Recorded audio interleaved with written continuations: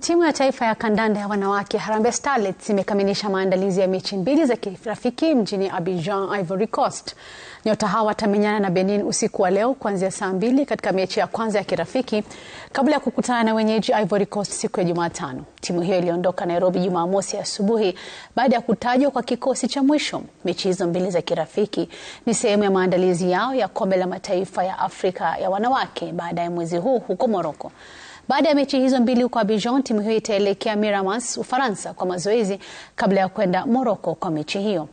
Kocha Beldine Odemba aliwapeleka wachezaji 25 nchini Ivory Coast ambao wamesajiliwa kwa mashindano ya WAFCON. Mechi hizo mbili za kirafiki zitaipa benchi ya kiufundi mwelekeo wa nini cha kufanya kabla ya michuano ya Morocco.